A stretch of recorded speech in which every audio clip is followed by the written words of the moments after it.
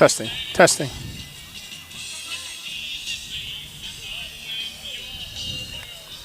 You got me, Chris? You're good. All right.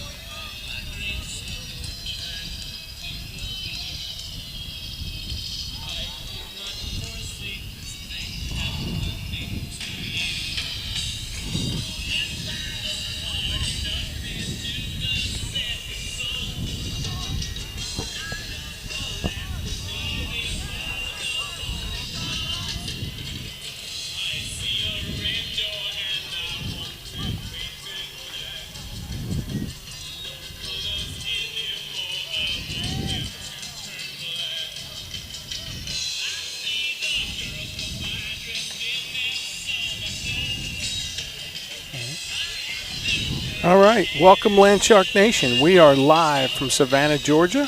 I am Tony Zarzaka, Chris Harrison to my right, Angie Gregory to my left, as always, as we've been throughout the season. And we are, like I said, we are live from Savannah, Georgia at Benedictine Military Academy down here in beautiful Savannah. The weather is fantastic tonight. It's probably 70 to 75 degrees, some puffy clouds, bright sunshine, no sign of an eclipse here. And coming into this game, Chris, we've got a Benedictine team that put a wallop on us last year up at Oceanside. This was another one of those games where we kind of circled it on the calendar and said we got to pay back the favor. Yeah, we said that was a common theme this year.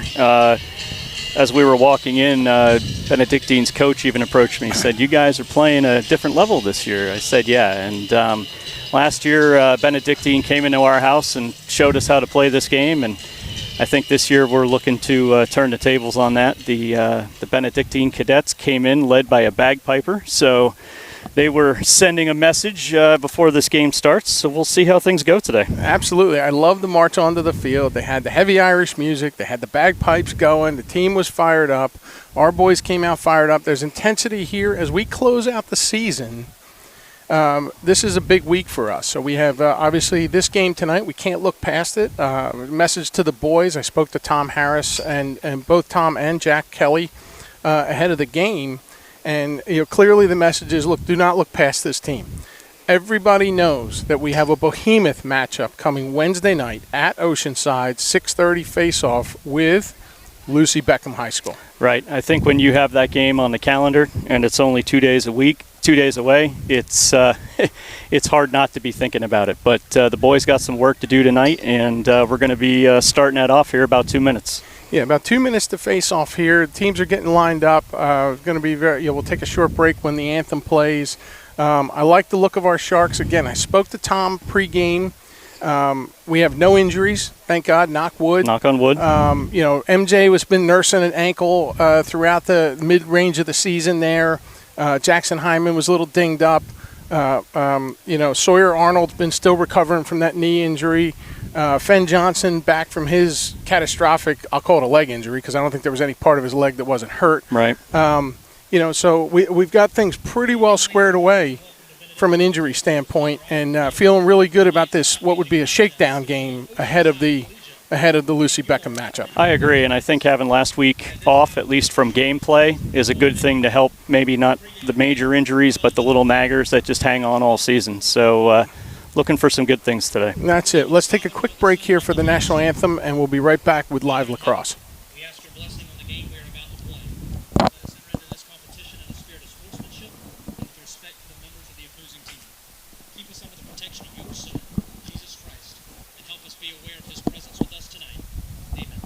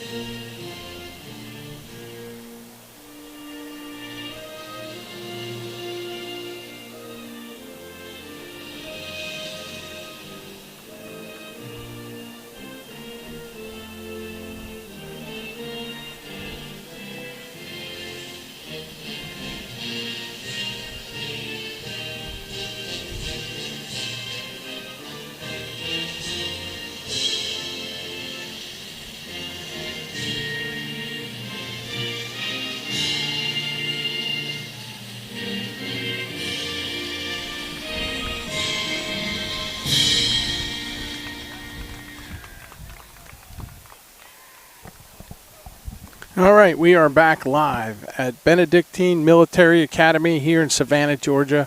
Again, my partner Chris Harrison to my right, Angie Gregory on the camera to my left. And national anthem has been played. Referees we have on the field. For those watching at home, this is one of those multi-purpose fields in an absolutely beautiful and picturesque campus here at Savannah. At Savannah, I almost said Savannah Christian. They'll run me out of here. Benedictine Academy. So for those watching at home, we're playing on the black lines for lacrosse because this field is lined for every sport known to man.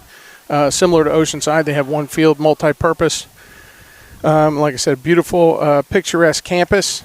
The players, the starting lineups are making their way out to the field. A couple other housekeeping items. We'd really like to thank a couple of people here. They have been very gracious hosts to us. Procedurally, we ask for permission to do this live stream. Athletic Director Jack Holland, I communicated with him last week. Incredibly hospitable, very thankful to him. Assistant ADA Danny Britt, who I think is also the football coach. Okay. So Benedictine, you've got head coach Dustin White, assistant coach Liam Cunningham and assistant coach Mike Kentz. So we thank you all for your hospitality and look forward to a spirited matchup. The goaltenders have the ceremonial handshake, and they are running to their nets. Of course, our senior goaltender, Hayden Daniels, the big guy, he was fired up. I saw him just before the game, too, and he is really wound up. These seniors, Hayden, Logan Hamilton, and Big Fen Johnson, they've got 2 more games to their regular season games to their high school career. So, it's coming to a crescendo fairly quickly. Ball's on the dot. Referee blows it in. Peanut Alex Seaton loses the face-off. Number 10 will get better with the names for Benedictine as the contest goes on. Peanut giving him a ride all the way around, winds it around to X. Benedictine has possession. They make their player changes. You got number 1 up here at the top of the restraining box. He's going to wind it around to 13. They're going counterclockwise around the net. Number 10 behind the net. He winds it out. A little bobble there on the exchange. Back up to number 7 up top. He's guarded by CJ. CJ gives him a good time. Number 1 up top. The defenders are honing in. That's number 2, Carson Arnold, out there with the short stick playing D-mid. Good to see him playing more and more minutes. Winds it up top, number 12. Defenders are closing. That's Big Thomas Huffines, the best pickpocket in the game. He's sizing him up. He's got that long pole. He's got him in his sights. Looking for the stick check. Doesn't bite on the fake. 12 rolls it around to 10 behind the net. He rolls it in front, takes a shot to center it. Didn't get home. Knocked down. Shot on goal, wide right. And A.J. Zarzaka picks it up. He's going to dump it off to Thomas. Thomas is going to bat it back to Hayden, and we're going to run our first clear. So through our first sequence there, Chris, unscathed. Yeah, pretty patient start it looks like for the Cadets, and double sevens in goal, making a nice stop there. AJ with the ground ball, and let's see if we can get the clear here. Yeah, and doesn't look like that's going to happen. Yeah, so our opening offensive play is going to be a failure to advance. It's whistled in. It wasn't whistled in, so it hadn't started yet. So we had it looks like Hayden Daniels had a stick issue and was running to the sideline to get a replacement stick kind of during that transition in play. So that's why our goal was vacated for the time. But it looks like the snappy start by the Cadets actually bailed us out there a little bit. It certainly did. They kind of jumped the gun, so they're going to whistle it in. 12 covered by Thomas Huffines along the player's side. Runs it in behind the net, passes it back. Thomas is making him run out of room over there, giving him the squeeze. Him and CJ, no bobble there on the coverage. Okay, that's Nathan Cook. Cookie gives the guy a shot, gets by him. He's looking for the shot. Doesn't get through, gets blocked down. Can't see who came down with it. Thomas Huffines, the greatest pickpocket in high school lacrosse these days. The exchange to the goaltender is bobbled. All right, they're giving it a pretty good ride here. Hayden's going to run it out. He's going to back it up. We've got to get this thing across midfield here. Thomas finally finds it home. He gets Liam Rosenbach. Liam Rosebach running around. He gets. We still don't have a touch yet. And we did get it there. We just got the touch. Liam working hard. The Cadets have us a little off kilter here, but now we're in the zone solidly, and we're going to set it up. MJ behind the net. MJ goes and makes a move. He's got a long pole on him. Now he's double teamed, triple teamed. He's on the ground, still has the ball. Over to Brody Hollingsworth. Brody brings it out to AJ. AJ's going to take pause, as would be traditional here. Jack Kelly's going to bark a signal in from the sideline. AJ's going to make the dodge. Running toward the top of the restraining box, dishes it off to Jackson Hyman, checks into the game off the bench. Jackson runs over to the right side, dishes it off to MJ. MJ behind the net. Carter Gregory, very dangerous, coming back from behind the net there. 22, Brody Hollingsworth over to AJ, over to Jackson in a counterclockwise motion. 8:39 to play, 0-0 score here. Sharks second possession of the game. Jackson behind the net. He's heavily guarded by a short stick. He's going to want it. Help comes in. He draws the slide. Looks like AJ takes the rip, gets a shot on goal. Goalie puts it right in his cross and knocks it down with his cross, and we're going to get the turnover, but a decent offensive series there. Yeah, Cadets are playing an aggressive form of lacrosse here tonight. We're seeing it in all zones on the field, and I think Oceanside was doing a good job moving the ball around, just trying to see what the Cadets were giving them, which was definitely a lot of grief. But we got a shot on goal, and let's see what we can build on. Let's see what we can get. And that is a step-down shot that Jack Kelly wants A.J. taking a little more of. He's had some success in recent games. Thomas Huff finds it across the line. Dishes it off to, can't see the number. That's Max. Big Max Pearsall's over there, 16. He's been relieved of his face-off duties with the return of Fen Johnson. Caden Costa checks into the game, top of the restraining box. Over to Carter Gregory. Carter back to Brody Hollingsworth behind the net. Back to Carter over here on the bleacher side. Over to Max Pearsall. Max makes a move. He's looking for the dodge. Hasn't drawn the slide yet. Okay. Back up top. Finn Wagner's in the game. Costa's got that look in his eye. He goes to make the dodge. He draws the slide, but then can't dish it. He's looking for a shot, and he takes it wide right. That's a good take by Costa there. The defender definitely misread which way he was rolling, and he had a nice wide open shot there. Yeah. I mean, he drew the slide, didn't dish it, but then the window opened back up for him. Back to live action. Pearsall up top. Costa bobbles it, looking for it. Ball's on the ground. Costa fighting for it. He's not going to give him a free ride there. Very spirited play by the Cadets here. This is a solid Cadet team. They make the clear. They run it in. They get the touch almost unopposed. We've got trouble here. Defense is trying. Big stop by Hayden. A lot of fumbling around in the crease there. Nobody can come up with it. Hayden's finally got it in his cross. A little bit of a close call there. Bad pass out. Passing needs to crispen up here a little bit tonight. We've seen a few kind of into the dirt. Could just be some nerves, but really got to look to be making some strong passes here. Yeah, we got to pass better and connect, shorten them up, and get some confidence there. A Hail Mary clear attempt there just to dump it out and catch our breath. The defense is working harder than they want to work for sure, I can tell you. All right, it's going to be Oceanside ball behind the Cadet net. MJ's going to bring it in. The whistle's in. Good hustle by Oceanside back behind that ball. Yeah, they needed to. Yeah. They needed to come up with that because that was a Hail Mary clear that they got away with one there, Chris. Yeah, we're halfway through the first here, 0-0. So both teams definitely playing hard at this point. Jackson Hyman makes a stutter step. AJ up top, swings it over to Carter Gregory over here on the bleacher side. Carter's making the move, trying to direct traffic back to AJ inside to Brody. Brody takes a rip on it, didn't get all the mustard on it. He was falling backwards for the shot, but the shot's backed up by MJ. MJ's going to bring it in from the baseline. You got to think that our Sharks, they had the whole week off. They haven't played in over almost 2 weeks. They haven't played a game. So, maybe shaking off a little bit of rust here. That ball's whistled dead. It's going to be a turnover. I missed the call. But a turnover regardless. I'm going to say maybe a loose ball push or something. The ball was flying around. Anyway, nonetheless, the Cadets are going to come back upfield with it. They're across the half line. And now the clock's going to start, ticking down for the touch. The touch is in. Yeah, so Tony, to what you were saying, you're right. It's almost 2 weeks without a live game. So it does take a little while to get the feet going under you just to kind of get that competitive motion going. But hopefully they realize the Cadets are here ready to play. They're going to turn it on. Well, like I said, the Sharks came out. They were pretty fired up getting off the bus. I saw them when they left school today. Everybody looked good. Kind of somber as the Sharks kind of they build up in a kind of a slower fashion. There's a shot on goal to Hayden. Hayden eats it up. Another beautiful save by Hayden.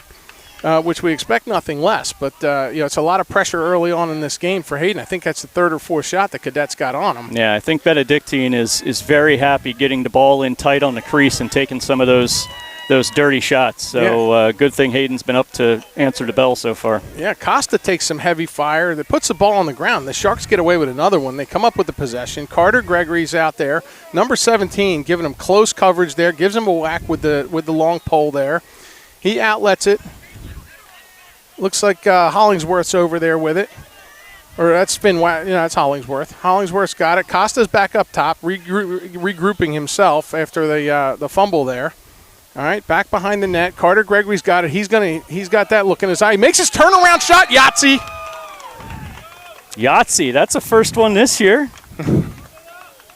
I've been waiting for him to make that turnaround shot. He's been on a little bit of a dry spell with that shot. But, everyone at home here seeing the replay. Beautiful move by Carter. The thing is, Carter gets a step, that's where he can let that go, and he definitely got the step that time. So, again, that's the stuff you figure out once you get a few possessions. You can get down there, see how a guy is going to be playing you, Sure. whether or not you can create that space. So nice job, nice speed on Carter's part there.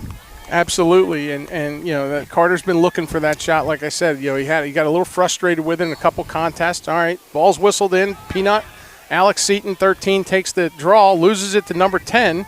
We're having a little bit of a tough time on that face-off dot here, Chris. We're going with Peanut as our we won't call him a get-off because he's not getting off, but on the face-off tonight. So coaches must be trying to more or less restrain their face-off guy instead of us trying to win it cleanly. Yeah, a clear win, and they've got a good Fogo. Big shot, bounces in front of Hayden, over the net. Hayden's talking to his defense, trying to get everybody squared away. All right, CJ, he's got coverage. There's kind of a blooper. Whoa. That was over and back. But I mean, that stick, he did a beautiful job. He put all the weight he could on that stick. It looked like it bent at an angle, and it didn't break. So nice play by the pole there. Good play by 17 there from Benedictine. Good, solid program, good coaching. There was a feed inside the number 2. He bobbles it, puts it on the ground. 7's over there. CJ's giving him a tough time, but he beats him. There's a roller on the ground, wide left. Hayden looked behind him for just a second. Yeah, that's Calvin Rose, number 7. He's one of their senior leadership members on this team, and he's been kind of firing at will tonight so far. So hopefully OCA will start doing a better job neutralizing him. Yeah, we've got a tough we've got really good poles, Landshark poles. They've been tested in recent weeks. There's some things they want to tighten up. Again, in my discussions with Jack Kelly and Tom Harris, that's one of the things they want to really tighten up. Here's number 12, gets a step on it, and there's a goal. No sooner do I say it. That was good defense for a while, and then it just he got around him, and this cadet team can shoot. So, and that's Trey Zanone. He's another senior member of this team, not to be confused with our MJ Zanone. Different spelling, so I don't think they're related. But nice goal there, nice bounce shot. Those bounce shots, always tough for the goalies. And we've got a real good contest on our hands here. 2:01 to play in the first period here. Tied 1-1. And we're going to go with...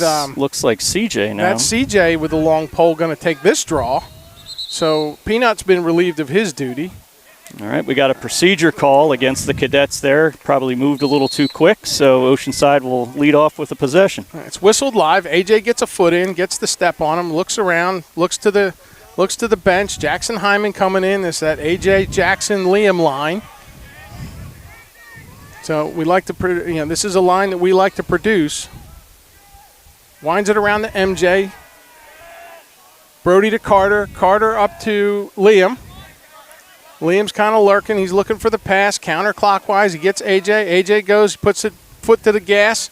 Doesn't draw the slide. Back to Brody. Around to Carter Gregory. Back to Brody at X. Brody feeds it out. Over to AJ. Up top to Liam. Liam over to Jackson Hyman. Jackson's going to look for the dodge here. Dodges left. Gets a shot and ends up and feeds it right to MJ. MJ can't, just a little high on the feet to Brody, but I'll tell you what a play by Jackson Hyman off his back. Just pure heads up, and I think a little bit of just instinct there. I'm not going to get stuck on the ground with this ball and hack that, and he actually threw a dime to MJ. He did. I think MJ saw, I believe it was Brody back there, who looked just really wide open and just a little too high. All right, that's Andy Jones on the defensive coverage there. Peanut puts his man on the ground, but he still comes up with it, number 7. We talked about him, another senior leader. He gets hacked at. Andy's not having it. Yeah. There's a lot of lumber flying around. Almost a push call there. The referee wanted to call it, and somebody did. I think we got one across the field. Yeah. The ref here right on the play didn't see it, but the ref way behind did. So we're going to re-rack here and see what the cadets are going to throw at us. All right. Low winding shot. Hayden saw it the whole way. That's a tough ball. One-hop grounder. Hayden's calming everybody down. Hayden's going to run with it. He's unchallenged. Now somebody comes over. He's got 2 players converging on him. He's got to dump it to an open man. Makes a long pass to Jackson Hyman. Jackson takes the half line, runs in. He's looking for Carter Gregory. We still don't have a touch yet. There's A.J. gets the touch. A.J. winds it back to Carter at the top of the restraining box. Carter makes a spin, gets out of it. Carter's on a mission, and boom, left-handed. Nothing but twine. OCA a little slow on the substitution there, but Carter seemed to have his path picked and decided to make a great shot there, and Oceanside takes the lead here, 2-1, and we just got that in. 1 second, almost 2 seconds left. So great work. Another reason Carter got that shot in there as quick as he could. Absolutely. I mean, he didn't have the time to make one more pass, and good for him to be aware of it. He's running that direction where he's staring right at the scoreboard, so he could see the clock, sees it winding down, and instinctively drives to the net, spins off the double, and ends up finding the twine. All right. Fenn Johnson comes in for his first face-off, and number 10 ends up on his hind parts there. And, I'm not sure if they exchanged a pleasantry there or not. It didn't look like number 10 was too happy, and Finn still has his hands in the air like he's meeting the cops outside or something. I'm not quite sure. He definitely had his hands up. He was in the I didn't do it pose. Yeah. The film will say otherwise. So good sportsmanship. Nothing came of it. No yellow laundry, right? So no harm, no foul. No yellow laundry. There's the ceremonial stick check going on in between periods, and we're going to take the opportunity to thank a couple of sponsors. And again, first and foremost, I want to thank our hosts here at Benedictine Military Academy. Sponsors Bowline Wealth Management. I can't always see that one. Tell me what that is again. Thomas Supply. Thomas Supply. Ben Franklin Plumbing, Coastal Millwork and Supply, Fast Trans Intermodal, Longshore Boats. It's almost boating season. Go see the family out there and get a boat. Yeah. Sweetgrass Pools, Popped Popcorn, Saltwater Rides, and Shoreline Custom Homes is our great white sponsors for this year, and we thank all those sponsors. Also want to thank the Oceanside administration, Christina Brown, Mark Meyer, the athletic staff. Coming back from the break here, Christina sent a few things out. There's some big initiatives going on at Oceanside. It's going to be Teacher Appreciation Week, so we'll give a shout out to the teachers, and there's all sorts of events. So, if you're an Oceanside parent listening tonight and you didn't get a fins up from Miss Christina Brown, Principal Brown, take a look at your email box. There's some good stuff in there. And we just want to, again, pass along our, apologies to the cadet fan base that might be listening. We're working off 2 separate cadet rosters, so it's really hard for us sometimes to put a name to a number, but we're going to try like heck, and your boys are playing a great game so far tonight. They are, and again, we thank all those families for listening in. We were a little late getting for technical reasons, getting the link out, and we did send it to I don't know if it's a team parent or some sort of representative that was going to blast it out. And this is obviously a boarding school, military academy, so a lot of the parents aren't near here, to my knowledge. So, we want to make sure those folks can watch. So we'll do the best we can with the rosters we have to work with. We are just a couple of Oceanside dads. I hope you're happy with the product. We try and be as objective as we can calling the game. And we are 12 minutes on the clock, second period. And they're going to whistle it in, and it looks like Peanut's got his face-off job back on the dot with 10. We still haven't been able to figure out number 10 there with this face-off. AJ on the wing, CJ on the other wing with the long stick. Benedictine comes up with another face-off. They're doing a great job winning that battle. CJ's giving him a ride, doing the best he can, keeping him in front of him. He's got the stick on him. He's got the long pole. He's going to think to dish it, but number 10 still behind the net with it. He finally dishes it off. Looks like number 12 over there. Up to number 1, top of the restraining box. Nathan Cook gives him a shot with a short pole. Straights off for Peanut. Okay, Thomas Huff finds. They make the switch. He's on number 12, cuts off the angle.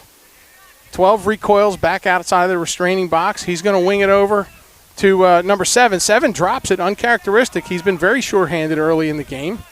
He's got Cookie looking at him. Nathan Cook, all 6'5" of them. There's definitely a height mismatch. He's got the short stick there. Oh, I'm sorry. That's not Nathan. That's Sawyer Arnold. He's also 6'5", or close to it. Big boy. Yeah, they're like interchangeable, I guess, yep. Right? Big shot, goes wide left, goal's backed up. Number 12, he loses it out of his cross. Nathan watching him. You don't want to go after that, Cookie.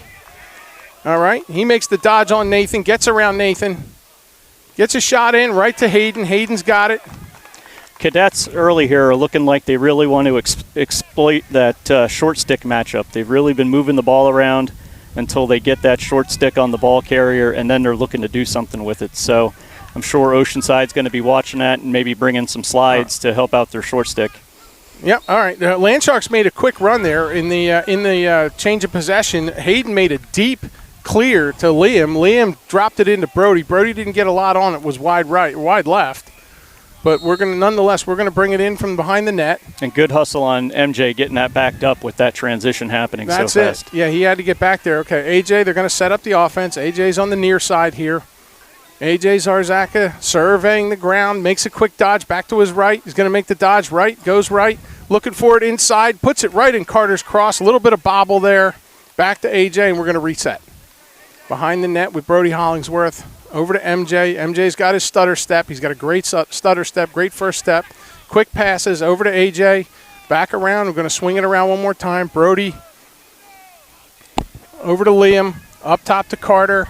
Carter to AJ. Jackson's waving inside, looking for the exchange. There it is. Oh, he had the shot, and then he throws it away. I don't think we're going to be lucky enough to have the refs call that a shot, so it'll be a turnover here, and Cadets will look to move the ball downfield. Yeah, it was just an errant pass, got away with him. It was high and left of Brody back there, and just could MJ, and he just couldn't do it. They had the exchange right inside. They had the look they wanted. Yeah, and AJ on that series too. I think people need to appreciate how tough that pass is when you have all that momentum going forward. And you're passing back behind you. It was pretty tough, but almost made it work. All right, Nathan Cook with the steal there, that short stick matchup, and one-on-one with MJ, and that only generally ends one way when you're one-on-one with MJ Zanone, and that is an Oceanside Landshark goal. So that's going to put us up at the 9:06 mark of the second period. That's going to put us up 2-1 over the Cadets. So, the Landshark offense starting to click here. Again, knocking that rust off. They're trying to figure out and get back to remembering where everybody's supposed to be, and hopefully this will gather some momentum here. We got a stoppage here. Looks like they're going to send off.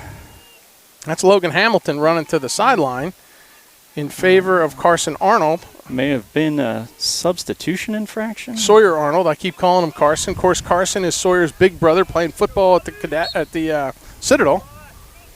All right. Big Fen Johnson, he's fighting for it.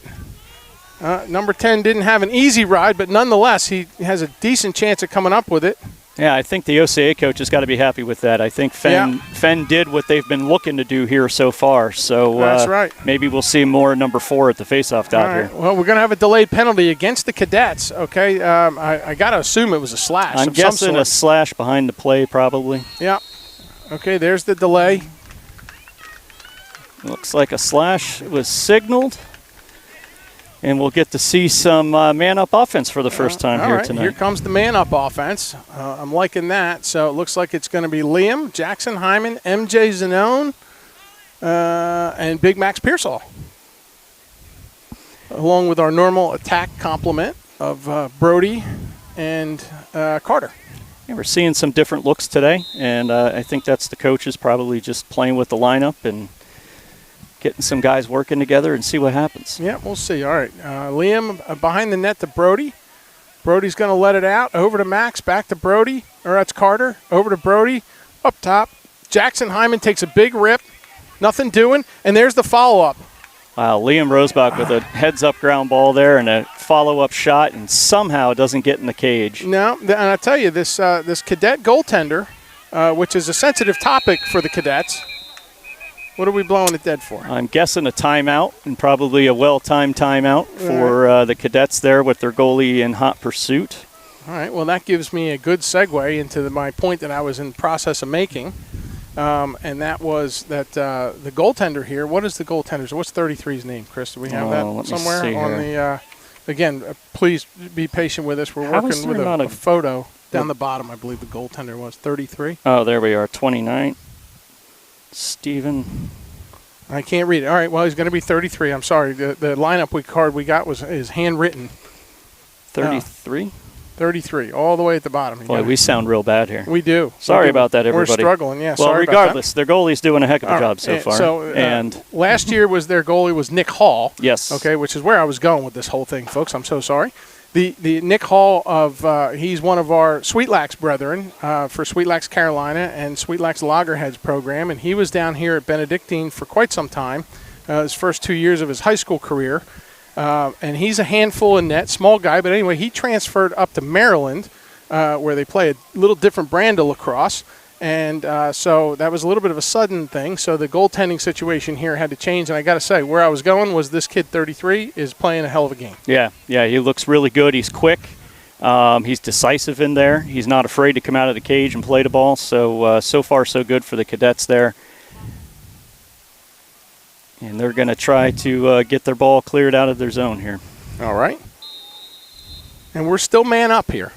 So they're going to give 24 a ride here. He's going to run. He's got 3-4 Land Sharks around him. He takes the half line, makes a spin out. Ball's on the ground.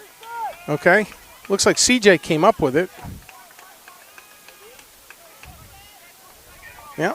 Yeah, CJ comes up with it. They run over, and MJ's got it. Over to Nathan Cook. Nathan's looking around, thinking about it. He just lobs one toward the goal, ends up in the cross of 33, the goaltender.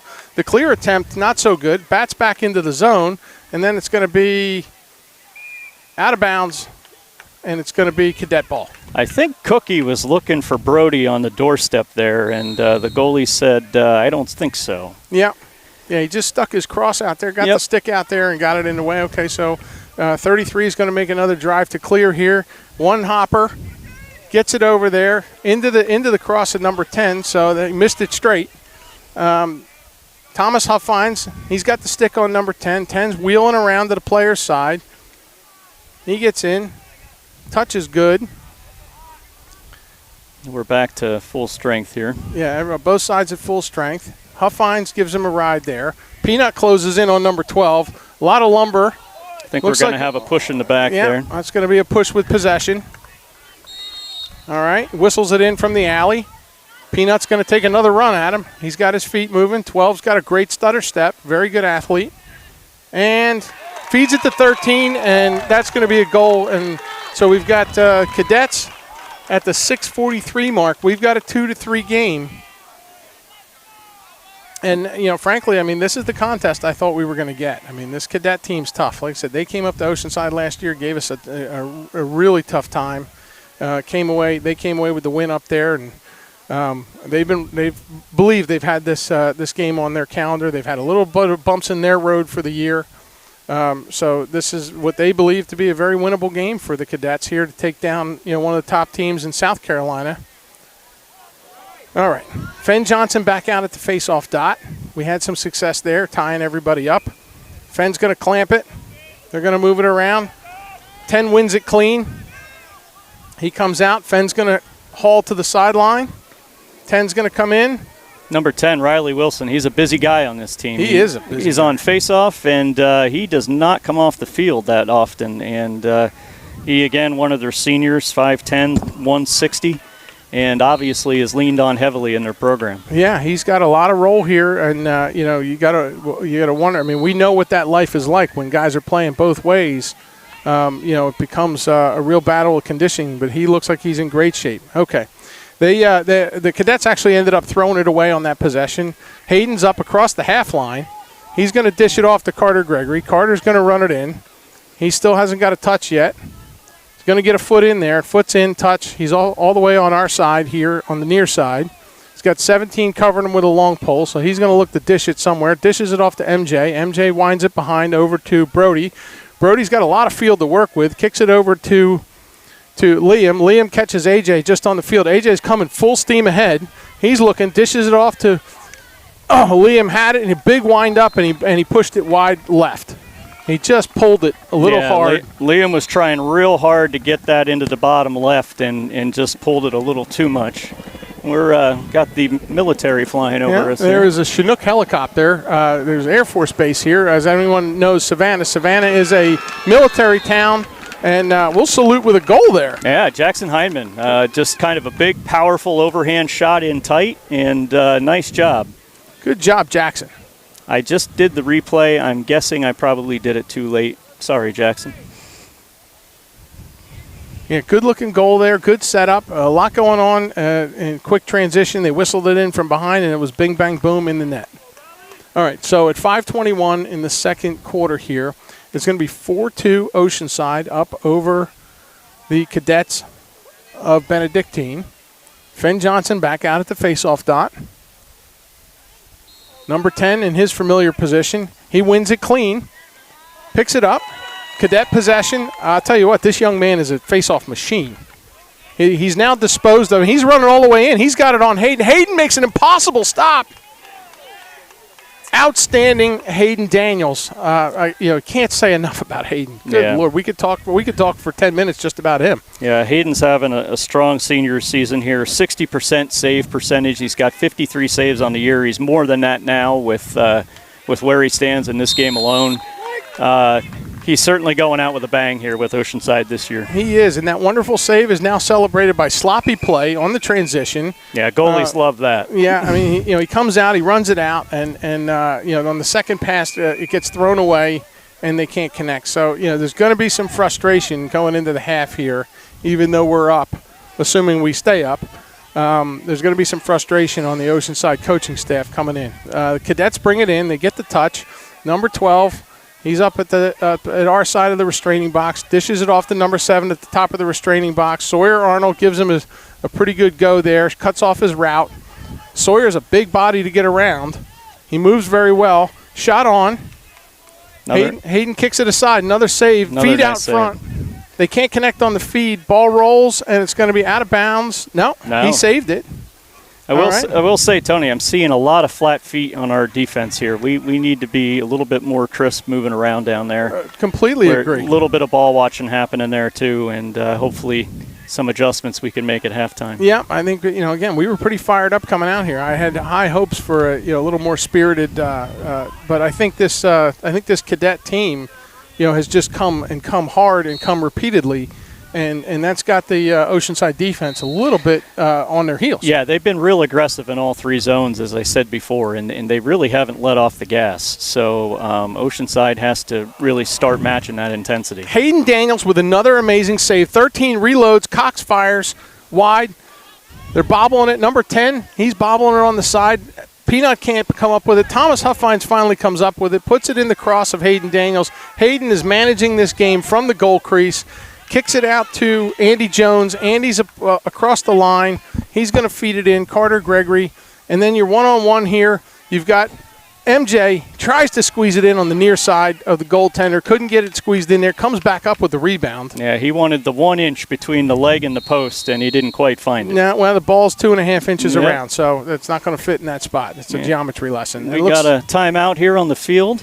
Timeout Oceanside. Just under 3 minutes to play here in the second. I'll tell you what, the first half's gone by. There's only been one flag. Yeah, this game is kind of flying by. Definitely has a pace to it. It's certainly, it's a breakneck pace of a game. It's just after, it's 6:35 here in Savannah. So we do have people watching from all over the place. And this link has a way of finding its way across the country pretty quickly after we release it, and we released it about 10 o'clock this morning. I hear it's because of the commentary. That's what everybody loves. I've heard good things. I've heard good things. I think we're, for a couple of hacks, I think we're doing okay.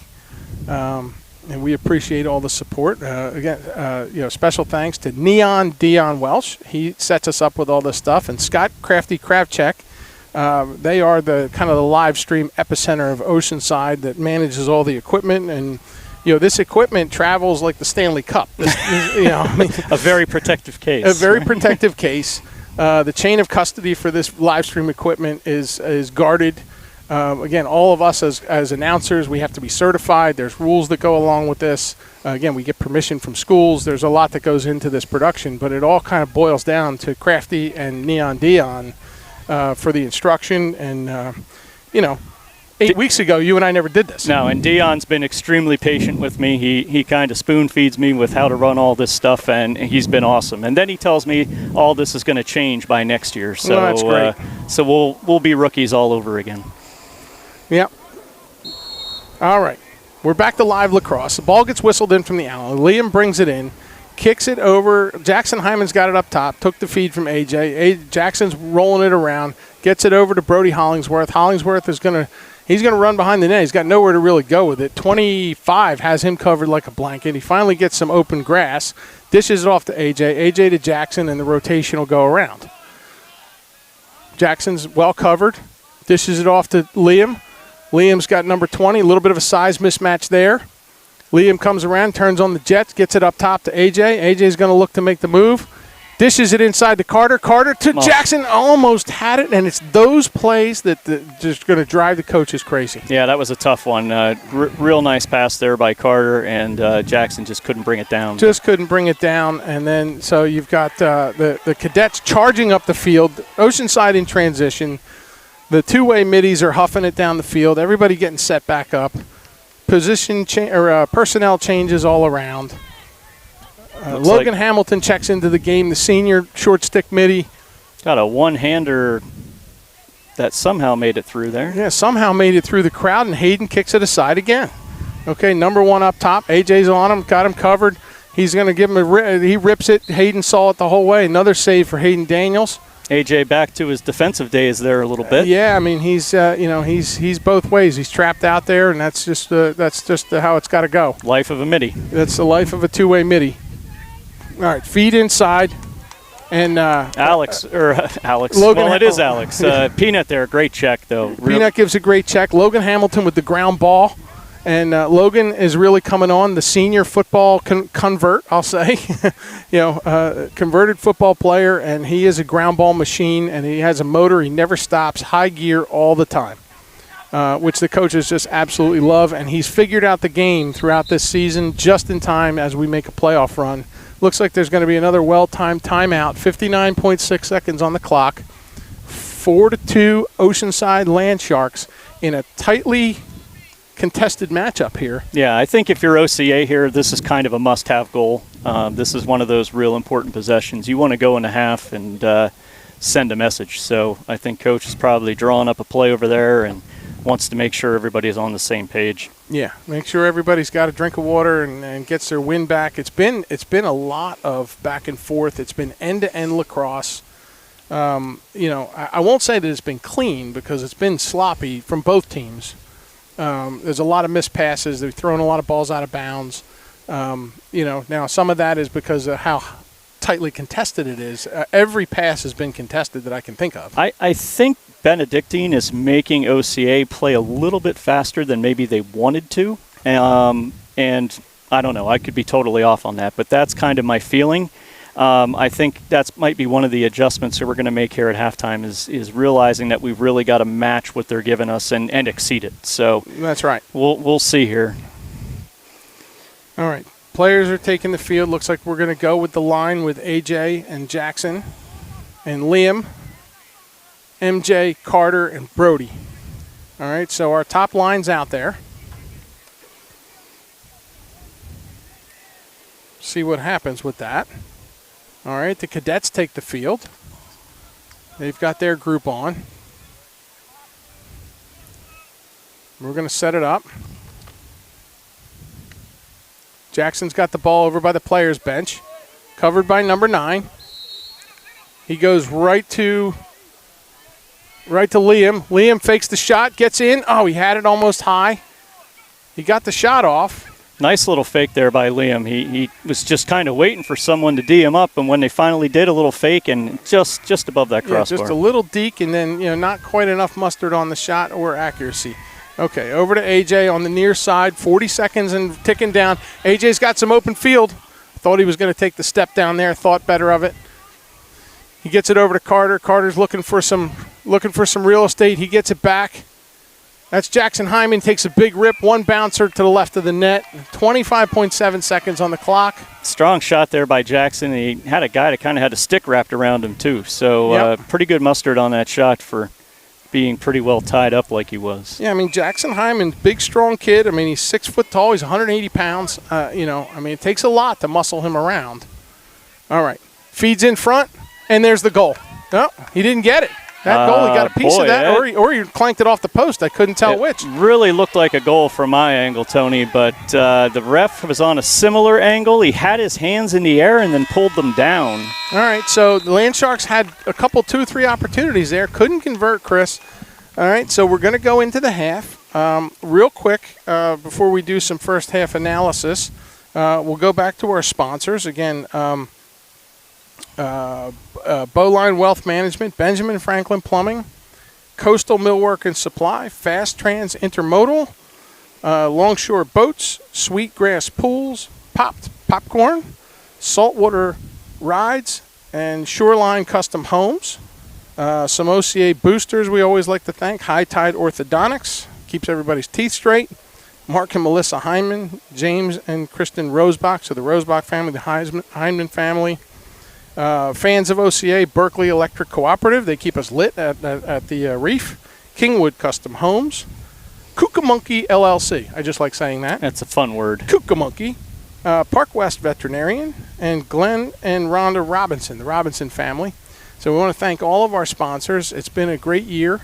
Again, the more we do the live stream, the more airtime the sponsors get. We appreciate that. A couple other things. Always want to thank Angie Gregory for all she does for this program. Your wife, Marina Harrison, she gets the programs printed up, always involved in feeding the Sharks. Melissa Hyman is another one. Between Melissa and Marina, our boys don't eat without them, so they should really be the boys' best friends. So we really appreciate all the donations we get from everybody of their time, talent, and treasure. Yeah, it takes a village, Tony, and we've got a great group of people backing up these boys, and believe me, I know they appreciate it. We do, and they do. The coaches as well. Head coach Tom Harris, assistant coach Jack Kelly, he runs the offense.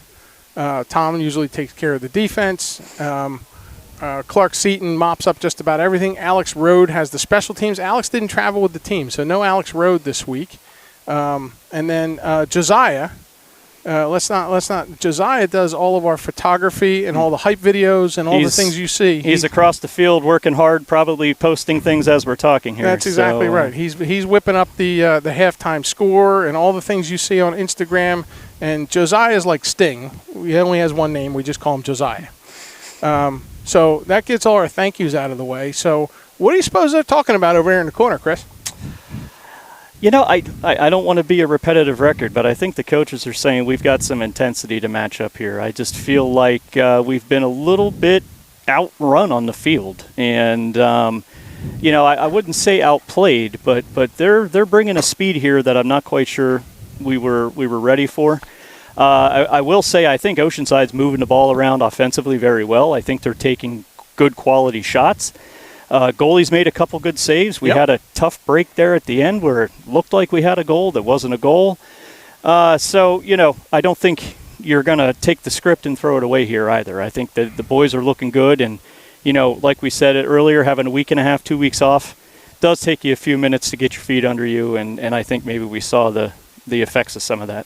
I would tend to agree with you. I see Jack Kelly pacing over behind the goal there. He doesn't look happy. He may be getting just some air. But yeah, I think that this team's got to get fired up. I remember I was talking to the Benedictine head coach before the game, and when they came out after the bagpipers and the Irish music and just a great intense environment, he kept saying to the players about how hyped up Oceanside was. And he said, "Look, you got to match it, guys. You got to match it." Well, I almost think that's the inverted version now, where. Right. Look, this team's got to step on you. This is one of those teams we don't play them every year. We don't know every kid on the team. They don't play club together. Right. Up in the low country, within our region certainly, but even some other teams that come and go, we get to know them year after year, and we kind of know what we got. Benedictine, this is the second half of a home and home, and the rosters change, and we don't have. I'm sure we did good scouting, and we watched film on the team. Although I would imagine that Beckham's been dominating the film room. Right. Again, hoping not to look past this game. So I think we got some things we're going to want to work on in the second half here. Hayden Daniels, can't say enough about him. Yeah, Hayden's really come up big today. There's a lot of games where Hayden's really not called on to make a lot of spectacular saves, and he's been solid today. The ones that have got by him have been legitimate, tough shots for a goalie to stop. So he's got nothing to hang his head about. And I think from Benedictine's point of view, you're coming off a win in Oceanside last year, and I think you're out here and you're down by 2 at half. I think they've got to be pretty happy as well. Yeah, the one thing, and I'm not going to make excuses for anything on both sides of the ball. When we talk about some of the missed passes or rough stick play, I will say at this magnificent facility they have here, this field is not quite north and south like a football field, but it's pretty close. As you and I are sitting here with the sun in our eyes to the west setting, there's a pretty good glare all along the field here. Yeah, I agree, and I think it's gonna get a little worse because it's gonna take the sun a while to get down below the trees over there. Definitely going to be tough on a goalie that's going to be turned, maybe looking to stop a shot that way. Sure. So I don't know if the offensive coaches may be looking strategically to maybe take some more shots, forcing the goalie to kind of look into that sun. But, again, that's why you switch ends, because everybody has to be penalized in that way, and hopefully it won't play into the game too much. And speaking of goaltenders, that is one Gavin Harrison in the cage warming up. Jack's warming up. It is. His days of defensive midfield are behind him. He has reverted to his goalie duties, and I think it's bittersweet for him. I know his legs are thanking him because he was having a lot of leg issues, having moved from goalie to defensive midfield. And I think we're at that point in the season now where, we want to make sure we've got some contingency plans in place. And, we had some guys come back from injury, which is terrific.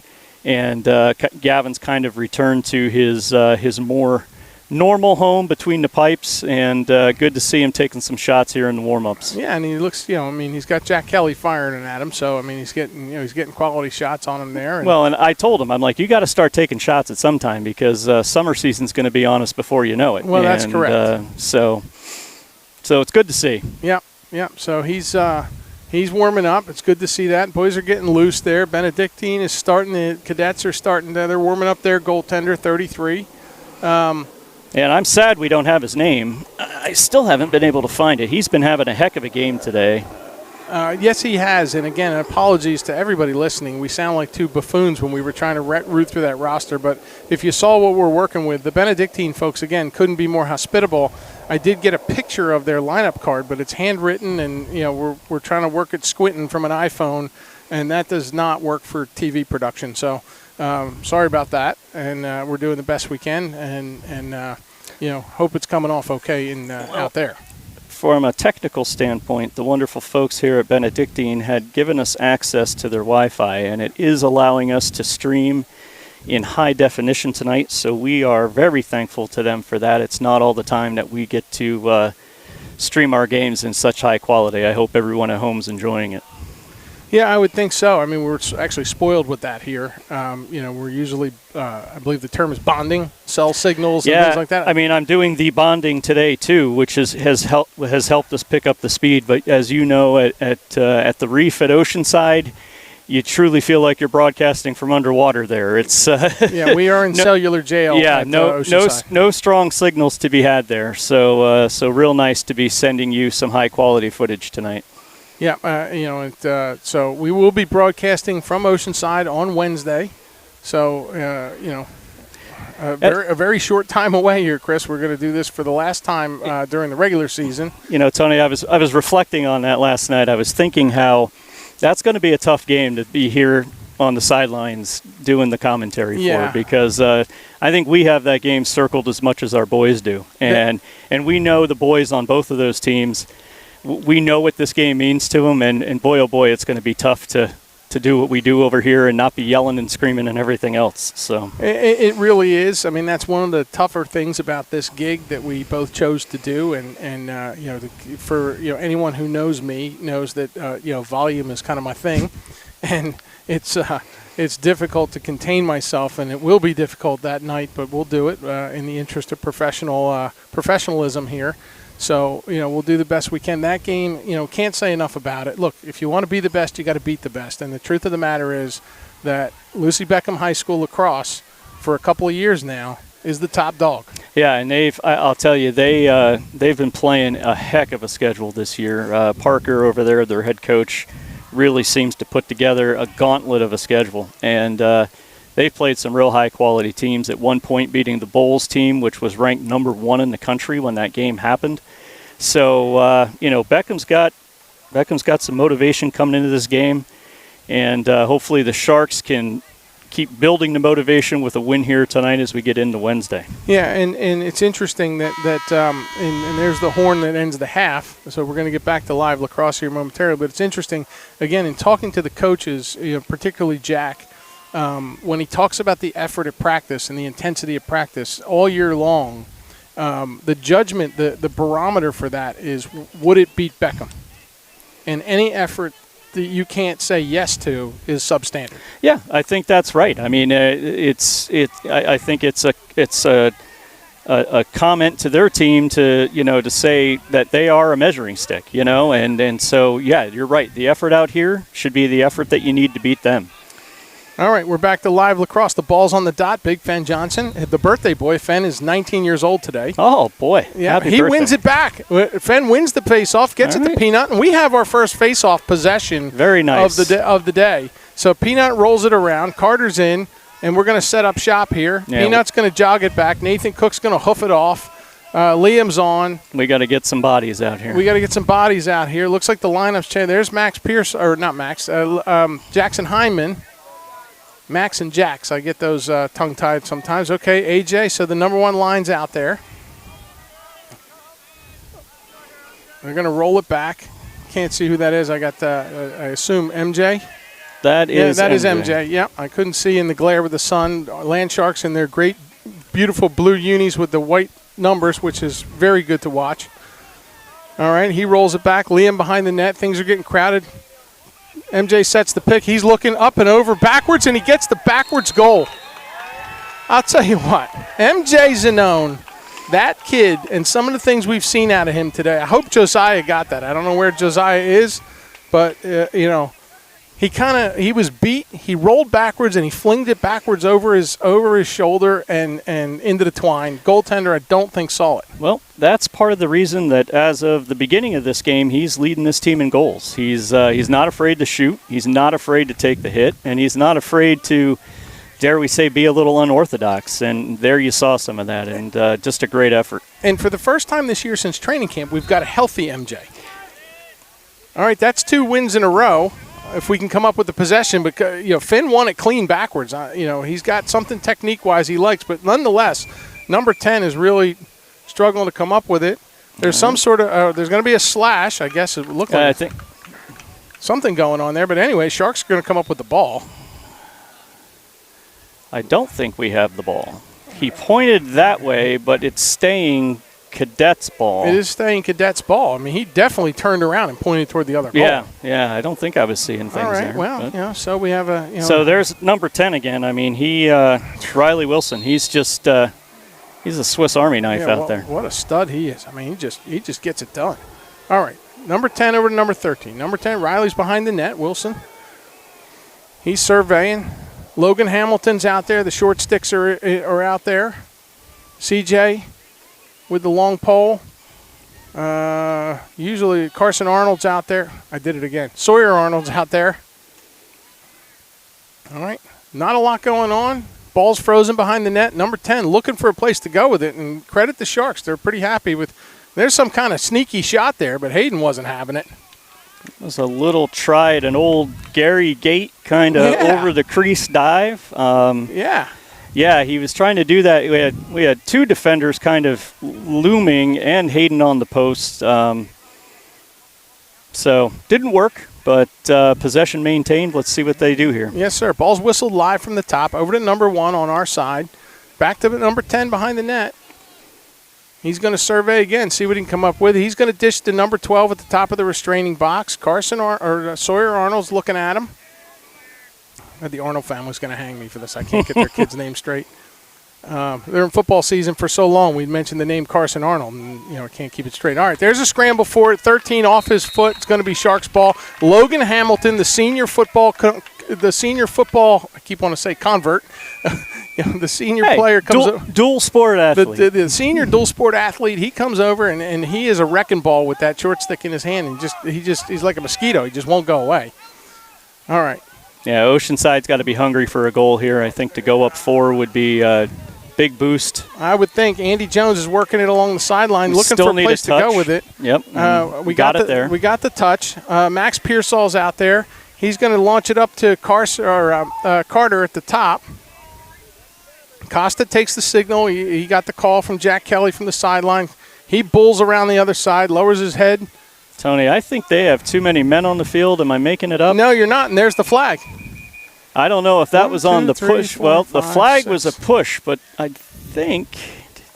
Yeah, the flag was definitely a push. Yeah, they also had too many men, but looks like they're going to get away with that call. Well, nonetheless, we're going to go man up, which doesn't change this lineup all that much because that line was out there. So you're going to have MJ, you're going to have Jackson Hyman, Max Pearsall. Boy, I mean, those two guys in the shots they have. I mean, you think about catching a step down from Max Pearsall. You don't want that. Just getting those hands loose. Yeah, I mean, he's been handcuffed. Okay, so it actually looks like they did catch both penalties. Yeah, there's two guys kneeling. I'm only seeing 4 guys out there on defense, so now a tough go for the Cadets, being 2-man down. Yeah, they got themselves in an uphill slog, and there, just as I said it, there is Jackson Hyman with a sidearm rip and into the twine. Great goal at 8:40 in the third period. It's going to make it 5-2 Oceanside. Now, does that release both guys or just one? It looks like nobody's kneeling now. Yeah, I think that's going to, because they're both, actually, no, we still have a kneeler over there. Oh, okay. So, like I said, we're staring into the sun here, and there's a lot of people over there. Maybe we don't. I don't know. Yeah. Well, let's see. How many we got on the field? 1, 2, 3, 4, 5, 6. Yeah, we're full strength here, We're full strength. Fenn Johnson's going to take the face off. He's feeling pretty good about himself. He won one of them clean. The other one he won back and then lost possession. Number 10, the tactician, he wins that one back. But yet, there's number 10. Yeah, the wings just didn't get in there in time. Oh, we had a great check there. Yep. Peanut stays with it, and he picks his pocket. Giving it to Riley Wilson there. Yep. Peanut takes the big rip from the top of the restraining box, and it's going to turn it over. It was a great shot by Peanut there. He put it low in the corner, but goalie had it covered. Yeah, Cookie's giving the goaltender a hard time over there. They turn it over, and here's Jackson Hyman again. Oh, what a save by number 33. It's so sorry we don't know your name, number 33, but what just a nice save there. Tell you what, I'm going to find out after the game. Yeah, Jackson put a couple moves on him, and for the goalie to make that save is just fantastic. And here it is the other way. Number 7 outrunning the entire Oceanside Sharks. There's going to be a delayed penalty, and that's going to be against the Sharks. Probably heard my gasp there over the air. We definitely had a stick get up high into the helmet there, so we're going to have a minute in the sin bin here. Yep, that's going to be Andy Jones going to take a knee over there, and then we're going to play man down defense here. So in the special teams, you're going to see Gagoots out there, number 33 with a long pole. Haven't seen that in quite some time. Wow, how about that? So for a special team, which is pretty rare, when one of our defenders, who they don't take a lot of penalties, but when the defender is, because we don't have a ton of poles. The ones we have are great. Right. But when we don't have a ton of them, and for those of you that don't know, AJ played his entire career at long pole, at defense, from the time he was 6 years old up until last year when Jack Kelly looked at him and ordained him a midi. So he went to midi seminary, and then he was ordained at the beginning of the season, and that's what it was. Well, when a Canadian does that, they must see something. They must see something, right? You know? Hey, bud, you want to play midi, bud? Right. So for those that don't know, Jack Kelly is from Toronto. Of course, of Penn State fame, 2019 Penn State Final Four team. Routinely gets his highlights played during the Big Ten telecasts. And just an awesome mentor for these boys, too. Absolutely. All right, so the Land Sharks are stacked up 4x4. They're doing their thing. Long poles all over the place. AJ's out there doing his old thing. Cookie's out there with a short stick. Boys are boxed in, packed in. Number 1 looked at taking a shot over to number 10. Watch out for that boy. Number 12 at the top. He's going to swing it back. Number 7's a shooter. We know this already. AJ gives him the lumber, backs him off. Now, Oceanside doing a good job here, making the Cadets keep the ball on the outside. Yep, the perimeter plays good. And there's the feed inside. Couldn't get it. No, there's going to be a big rip. That was knocked down by CJ. CJ comes up with it, and we're going to clear. Yeah, CJ with some beautiful defense there. Looked like he ate one. He picked up a ground ball. Just doing everything down there on defense. Absolutely.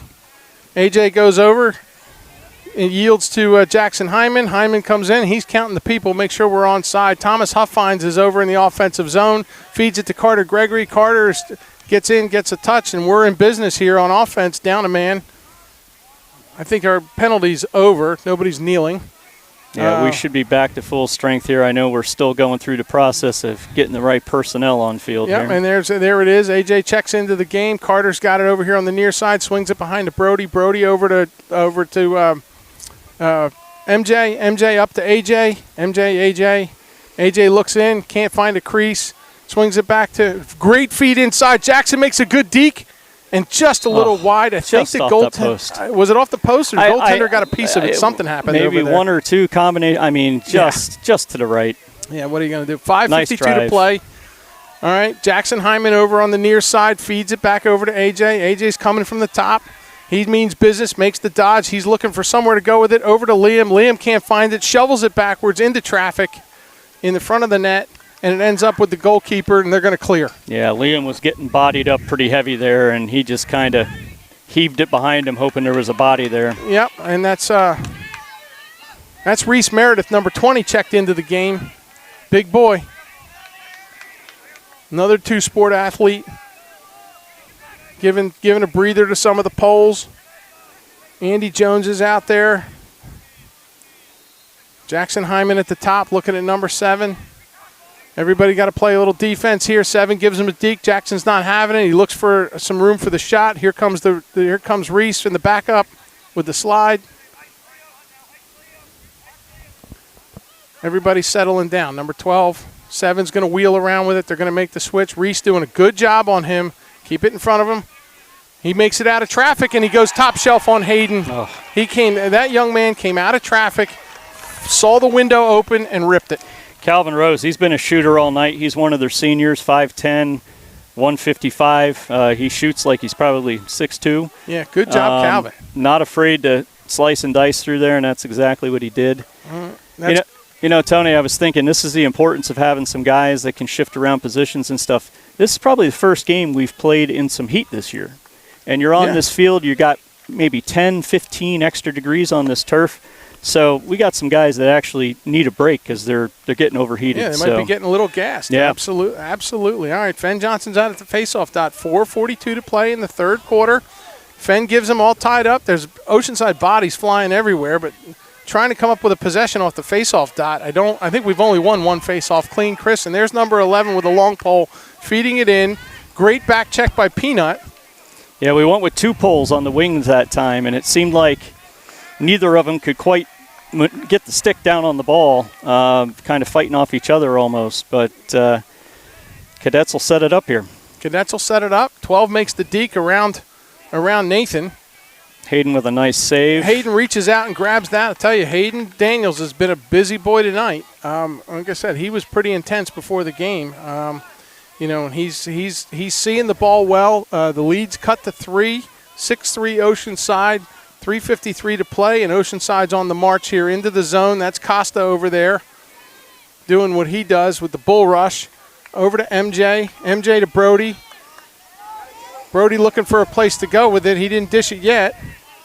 He's running out of real estate quick. 25's on him. He's got the pole on him. He's going to have to dish it soon. There it goes over to MJ. MJ out to Liam. Liam to Costa. Costa at the top. He's going to try and make the dodge. He gives a guy a shoulder. Back to Liam. That's actually Finn Wagner. Oh, Finn Wagner. I'm sorry. I said Liam. Finn Wagner, 21-26. I'm in the glare. I'm staring at the sun, folks. All right. Back around to Brody. Brody looking for somewhere to go. He's looking to center it. There's nobody in front. Over back to Wagner. Wagner to Pearsall. That's Pearsall, right? Yeah, over to Pearsall. Over to Carter Gregory. Carter wings it around. They're going clockwise motion around. Part of that is because Finn Wagner's a lefty and they're looking for that shot. Over to Pearsall. Pearsall to Gregory. One more time around. MJ behind the net in the back corner. Back around counterclockwise now. Carter's looking. Goes all the way across. AJ coming on full stride. AJ makes the rip. He goes. Got a good shot on goal. Ball's in bounds. Yeah, Oceanside just waiting for a little change of speed there, having AJ come in quick on the substitution, and he got a nice shot off there. Yep, he did get a good shot off. Pearsall. All right, over to Costa. Costa bowls through. That's AJ picking himself up off the turf. Not sure what happened there. All right, we got an unnecessary roughness call. I was thinking at a minimum maybe a moving pick, but they wouldn't pick their own guy, so we're going to be a man up here. Yeah. So AJ pays the price, but he gets the draws the flag. And it's only 1 minute. It is not a non-releasable penalty. So just be a minute here, man up. All right. 2:17 to play. 6-3 Oceanside. Sun setting down behind the trees there. Not soon enough. Lights just came on at this beautiful facility. We've got Carter Gregory out to Max Pearsall. The man-up team's out there. Jackson Hyman, so all the big guns are on the field. All right, Carter, Max, Carter, back around. Brody looking for the feed. Oh, Jackson just couldn't handle it. Pass was off just a little bit, and they're going to turn it over. And long pole for the Cadets. He runs into traffic. Peanut wasn't having it. He coughs the ball up. Peanut gets the turnover. Throws it right at Hayden's feet. That one came in hot, man. Yeah, it did. It did. He thought he was taking a shot on goal. I'll tell you, Hayden's earning his salary tonight, too. He's having to run out a lot of clears. Okay. Andy Jones, man on. He somehow comes up with it. And ball's on the ground again. Brody Hollingsworth, he's in traffic. Andy Jones still fighting for it. MJ's in there mixing it up. He takes a stick to the chin. Jackson Hyman, I'll tell you, this Benedictine cadet squad just has their Sharks off kilter. And I think we may. All right, I thought we were going to have a delayed offsides call. We might have got a timeout in there. We did call a timeout. There's no laundry on the field. There was some counting happening, and I guess the count went in our favor. All right, so I think we're good there. 1:13 to play in the quarter. So here's a timeout story for you, Tony. Yes, please. My wife, who's home watching our incredible broadcast, took us back to the end of the first quarter, where she told me that Finn effortlessly lifted number 10 in the air with his stick a little bit, like a shovel.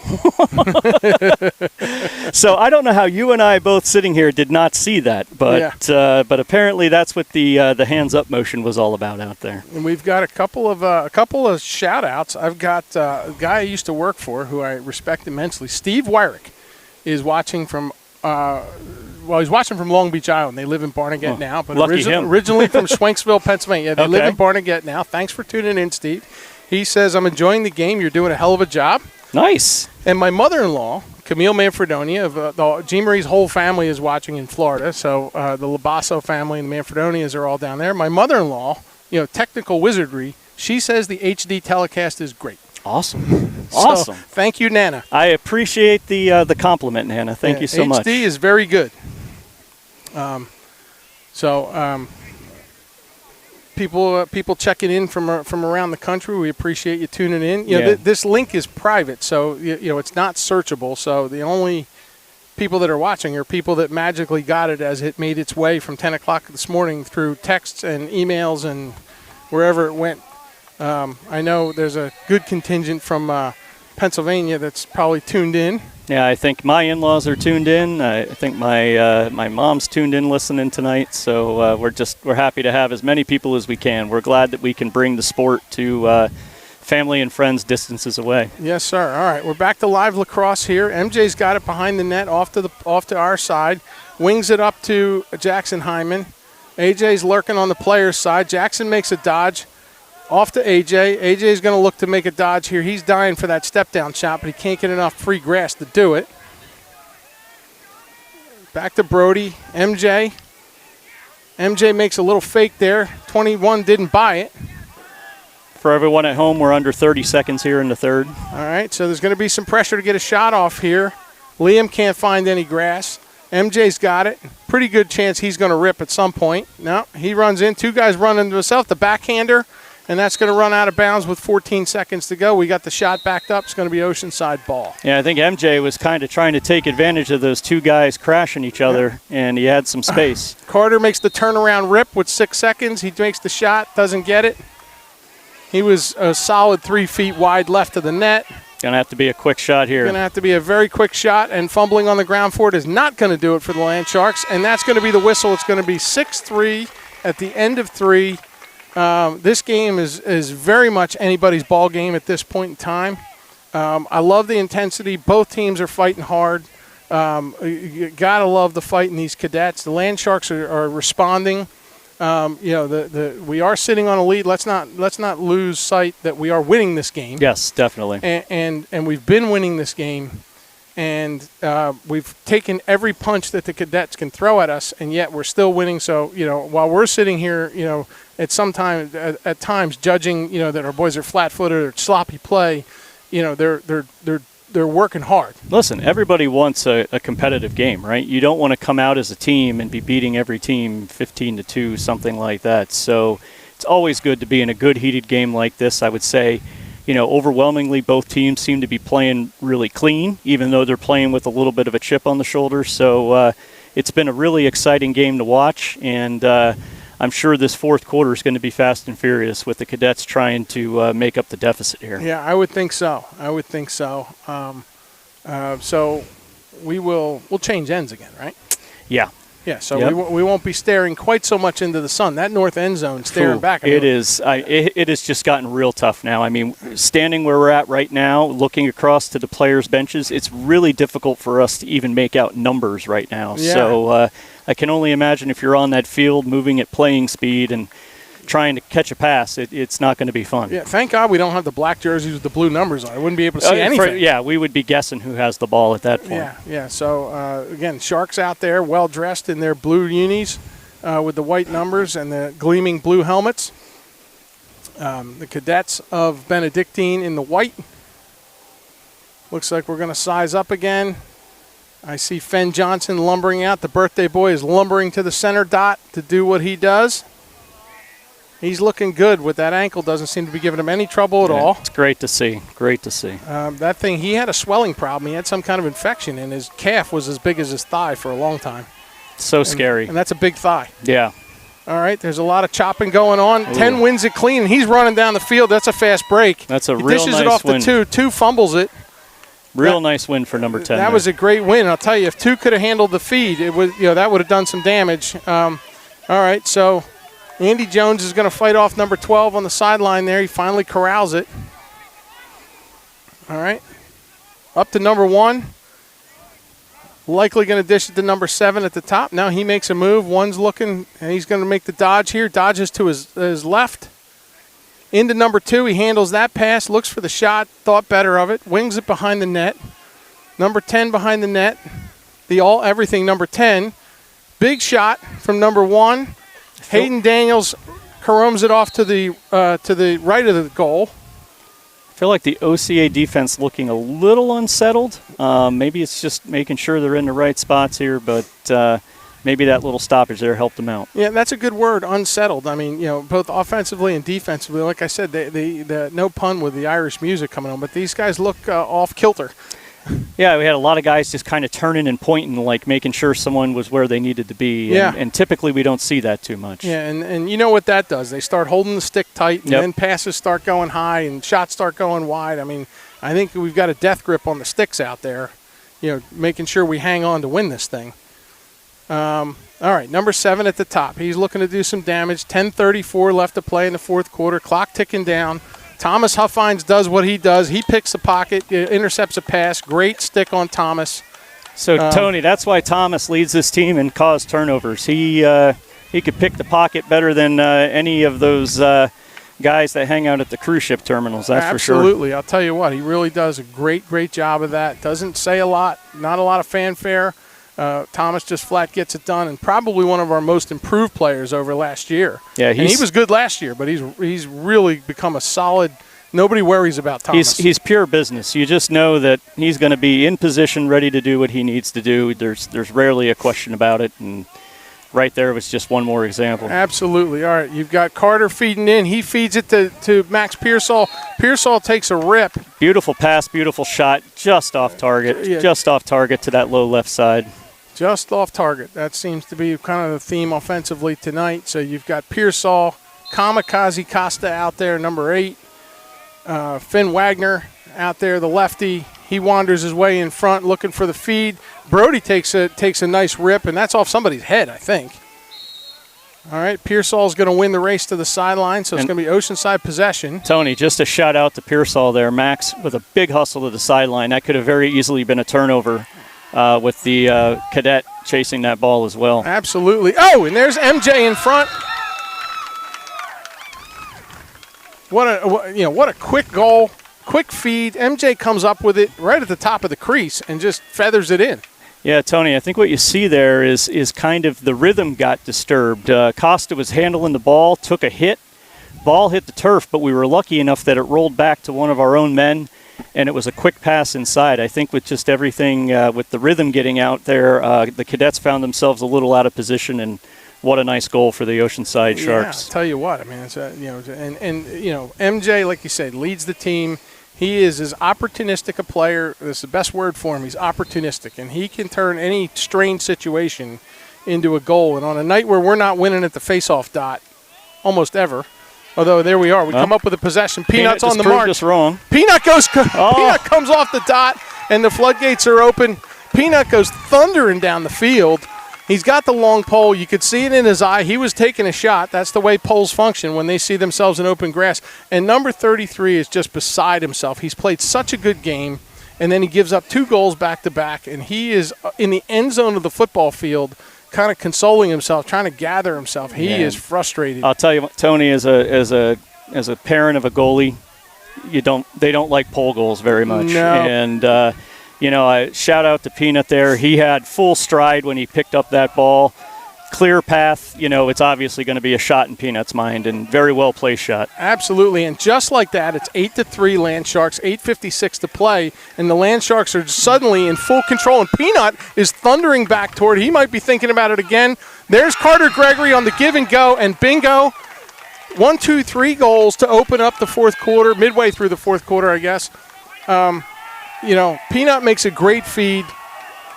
It looks like there's going to be a timeout. The Land Sharks are fired up. The floodgates are open, and the Sharks are eating. I mean, you've got to love when one of your poles gets 2 points within about 35 seconds of each other there with a goal and an assist for Peanut. Great shot there. Great hustle by Carter.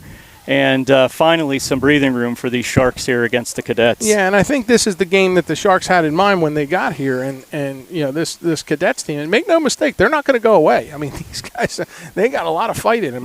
This is a military school. Still 8:48 to play. I mean, a lot can happen in that time. And the last thing Oceanside wants to do here is let off the gas. I mean, we need to be pushing forward hard here and, not let the Cadets get inch their way back into this game.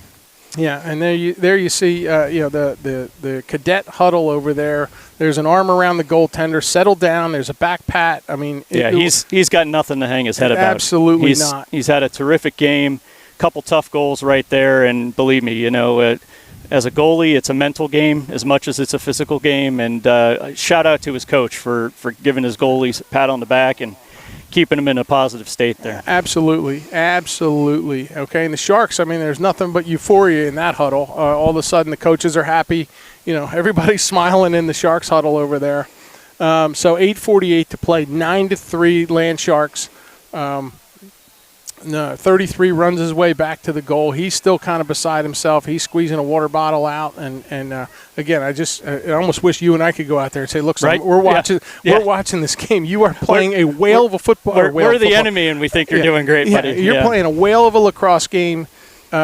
You've done a tremendous job against. Look, our Land Sharks are the number 2 4A team in the state of South Carolina. Right. And let's be honest, those last 2 goals, very opportunistic. We had a wide open face-off win, which we haven't had many of today, and then a a knockdown clearing attempt. So, Oceanside finally taking advantage of some opportunities that came their way. Yep, and there's number 10. Finn's streak of face-off wins ends there, but Peanut, Alex Seaton is on the ball there, 13 for the Land Sharks, and he is all gas, no break right now, Chris. Yeah, I got to think he's ready to roll after 2 points there in a pretty short period. There he is picking up a ground ball, doing what he should be doing. And Cookie had a little pass behind him there. But MJ, he's going to have somehow, he's taking all kinds of lumber, and he still has the ball in his cross. So the ref trailing the play had his arm up that he was going to blow a stoppage, but then the ref across the field threw a flag. I just think it got a little too out of control there. Probably push with possession, and we'll see Oceanside go up here extra man. Yeah, and that is not what the Cadets want to see right now as this thing continues to unravel for them. There's MJ, number 9. He's out there nursing some pretty significant turf burn. Yeah. He went skipping like a rock across the 20-yard line. That's going to sting in the shower tonight, I think. Yes, sir. But I will say Oceanside's had some success tonight on the man up. So, like you said, definitely not the amount of aggressiveness I'm sure the Cadets coaches wanted to see there. So we'll see if the Cadets could slow down Oceanside here on the man up. Yep, and that's number 7. That's their shooter, their all-world shooter that's on a knee there. So it's kind of a double hit not having him in the game. All right, Liam Rosebach off to the side. Back to Carter Gregory. We got live lacrosse, and Land Sharks are set up on the man up. Pearsall going clockwise around. They're back to Brody behind the net.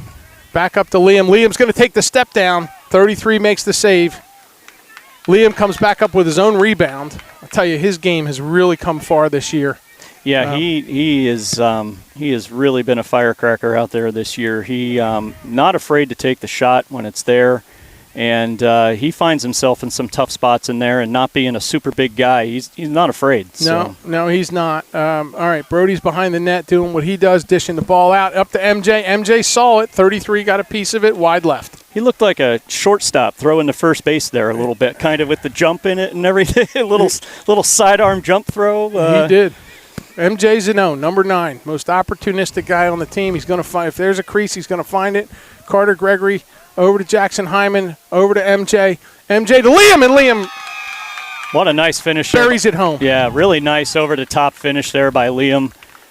He had an angle that the goalie just wasn't quite covering, and found that far post and tucked it in. Yeah. And I missed the replay, guys. Sorry about that. Liam, don't be mad at me.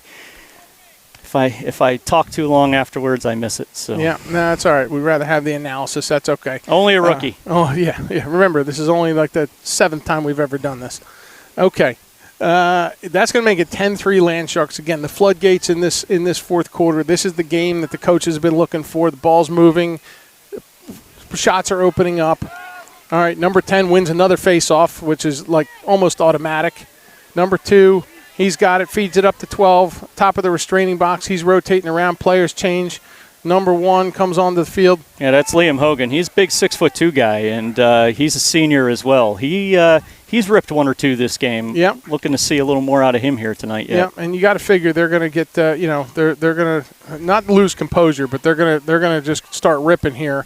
Here comes one right there, wide right. Hayden saw it the whole way. Yeah, quick little lefty shot there. Yeah, little lefty shot. Got plenty of mustard on it. Was about 8 inches too far right of the net. Number 10's got it behind the net. He's going to bring it in. That's Reese Meredith, another football player coming over. Good quality minutes out of him at the pole. Up top. They're going to survey here. Tick, tick, tick. 6:19 to play, ticking down. 24 dishes the ball. Good stick by CJ. CJ just he just great stick. He just good instinct. He saw where he was going with it. He put it and got his cross right in the way of the pass. Got a loose ball push there. It's going to stay in the Cadets' end. All right, number 1 off to the side there. 13 wheels around behind the net.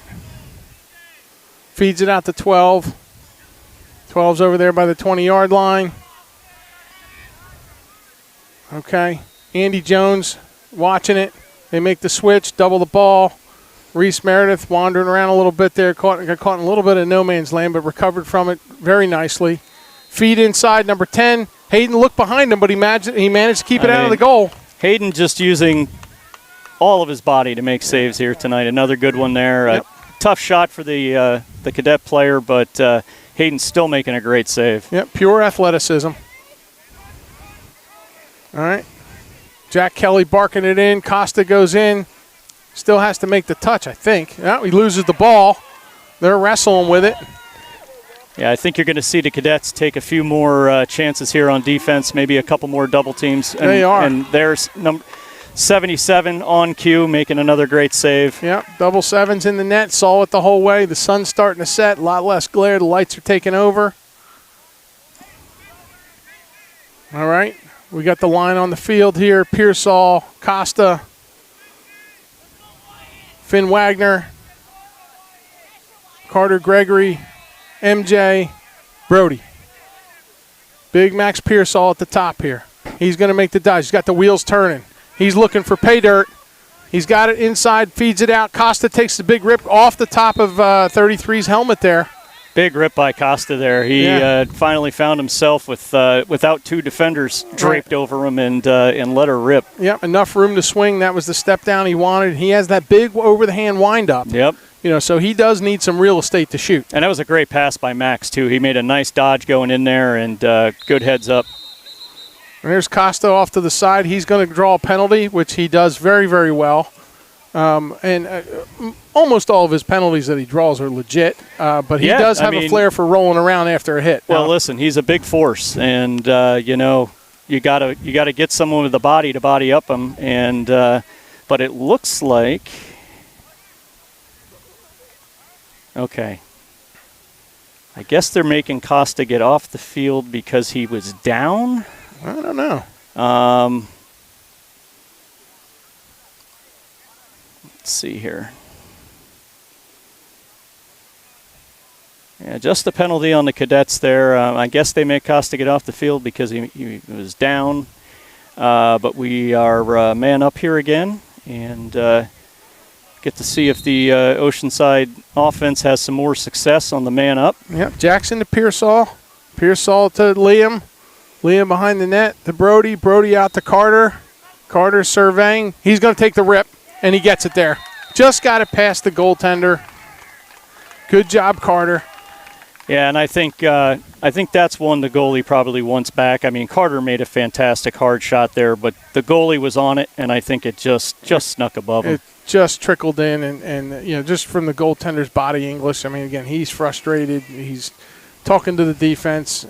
Guys, come on, we got to finish this thing out. There's 3:59 left to play. It's 10-3 Oceanside. Yeah, I think he's motioning to his boys down there, like when you see the guy flapping the stick in the air, he's going to shoot. Please body him up. Yeah. But, help a brother out. Yeah, here. exactly. All right, number 10, automatic. He beats Finn for the face-off. The birthday boy got his couple presents. He won a couple, but it's been all shut down since. A roller over as number 1 checks into the game for the cadets. Number 7 checks into the game for the cadets. They have their big line on the field. Big wide shot. Looks like it's going to stay cadet ball, even though it was. I think they had number 10 back there. Yeah, they had it backed up. Yeah, I think we were pretty well collapsed in on defense there. Yep. Good reason to call it a shot, even though it was pretty wide. So good call there. 3:26 ticking down. 24. Number 10 feeds it. Number 2. Little feather inside. Hayden's looking to stand tall here, finish this thing out. 7. Cadets are moving the ball well. Defense is boxed in tight. Looks like we're all zoned from here on out. It was a great skip pass there from number 10 to number 2, and boy, he let one rip and clanked it off the crossbar. I mean, just right in the corner where that crossbar meets the post. Right.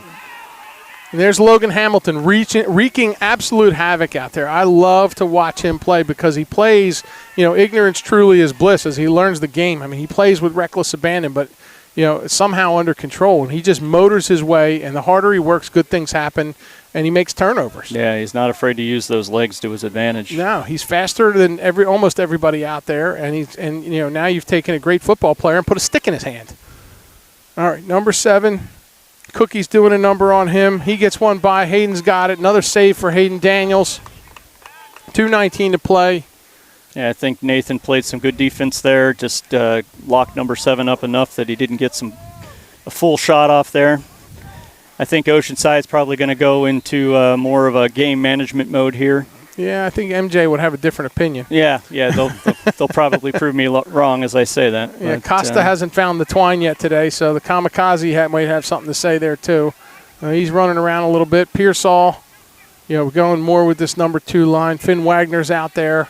Guy's getting quality minutes. All right, Costa makes a sudden stop there, dishes it back to Wagner. Wagner over to Pearsall. Pearsall looking at it. He's going to come on in. Pearsall, he's got a defender on him, long pole on him, dishes it off, one hop to Carter Gregory. Carter makes a quick dodge. Back the other way. Carter's got free space, and he rips one. Gets knocked down in front. That's a dangerous ball when it's rattling around out there. Yeah, number 25 took that one off back shoulder, it looked like. Carter just off to the left side there on that shot. Yep, somehow MJ picked a pocket there because the Cadets came out of there with the ball, and then somehow MJ ends up with it because he's MJ. Pearsall makes a pass or makes a fake there up to Costa. Final minute here. Final minute. Costa's directing traffic. He's looking for one goal. He's pushing in. He beats his man. He's going to take that wide rip right into the goalie cross off the goaltender. Good save, 33. Pearsall on the sideline. Ball's still alive. Clock still ticking. 43 seconds. There's going to be no stoppage of play here. Cadets can't call timeout without the ball. They can't stop the clock. We got to stay in the box. A backhand. I don't even know what you call that. It's a kind of a backhand over the shoulder. Backhand over the shoulder. And the ref's going to award possession to the Cadets here, backing that shot up. All right, with 28 seconds to go, that's going to be just about a wrap, depending upon how fast they can get down the field. Oceanside's got all the short stick middies on, playing defense. I see Sawyer Arnold out there with a short stick. Logan Hamilton, so the full short stick defense is out there. There's Logan, man on. He's got him covered like a blanket. Nowhere to go with it. Number 7's really rooting around before it takes the feed inside, puts the ball on the ground. And there's Sawyer Arnold. Number 1 comes up with it, and that's the horn. Well, congratulations, Oceanside. They all run out to get Hayden, who played a whale of a game.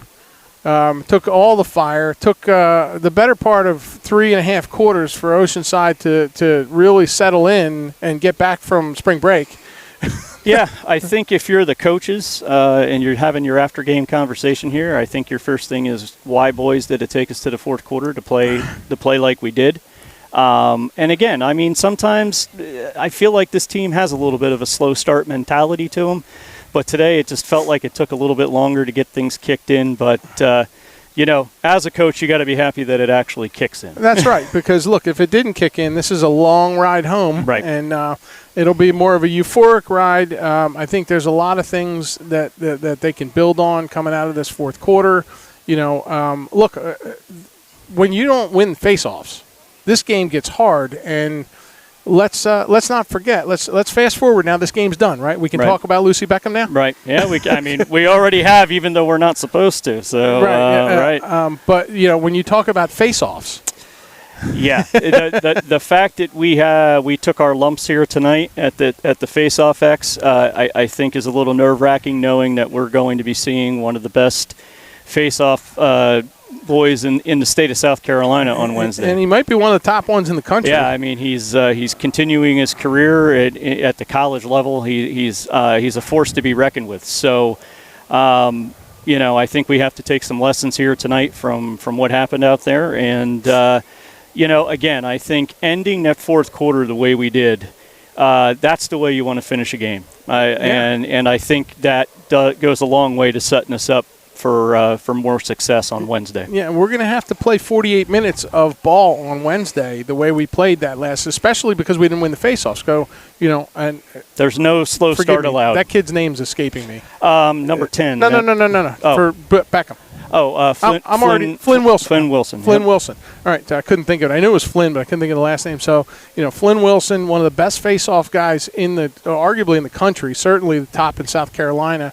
So the game plan going into Wednesday is going to have something to do with, okay, well, how are we going to deal with that? How are we going to get our opportunities, knowing that, if we win 20% on the dot, if he goes 80%, which he normally does, we're going to come away with 20% at the dot. The defense is really going to have to struggle and work hard to get those possessions. So I think the strategy is going to be more, how do you slow them down, not how do you stop them. And I think that's what we're going to be looking at here over the next day as we're prepping for Wednesday. Right. We saw our Finn be effective out there when he was able to tie up the number 10 for the Cadets on the face-off there. So there were moments when we had that success, and I think we're going to need to, try to build on that as we're going into this next game. When we find something that works, let's try to kind of repeat it and keep it going. So I have a feeling we're going to see a variety of guys at the face-off X on Wednesday, because we're probably going to be throwing everything we can to slow things down. Yeah. So. And you're right, it's a possession game. The possession in lacrosse is so important. It allows you to control the tempo. And, that was one of the things that I think was a source of our struggle tonight, is that we weren't setting the tempo initially. We weren't dictating. Yeah, right. We weren't exactly. dictating, and you got to believe that, again, on Wednesday night, we're going to have to deal with that, and we're going to have to adjust to the tempo that's dictated to us, and then recover and reset and move the ball. And we're going to have to convert our chances when we get close to the net. Because, once you get across the half line against a Lucy Beckham, now you got to deal with the Coombs, and you got to deal with a Rothwell, and you got to deal. Yeah. You're dealing with a team that's just so well coached and plays so well in all aspects of the game. There's going to be no free lunch anywhere on that field. Right. So, like you said, this has been circled on the calendar all year. Now it's upon us. The boys have no excuse. It's they got tomorrow to get ready for this. Yeah, so. They got 48 hours from now we'll be calling a game again. Looking forward to Definitely. it. And with that, I think we sign off here from beautiful Savannah and Benedictine. Thank you again to all the Benedictine staff for being so hospitable to us. We're going to go see our boys, Oceanside's winners tonight, and we're going to enjoy this for the ride home and then get to work on Lucy Beckham. So I am Tony Zarzaka. That is Chris Harrison. Angie has already bailed out. And we're going to sign off. Thanks for watching.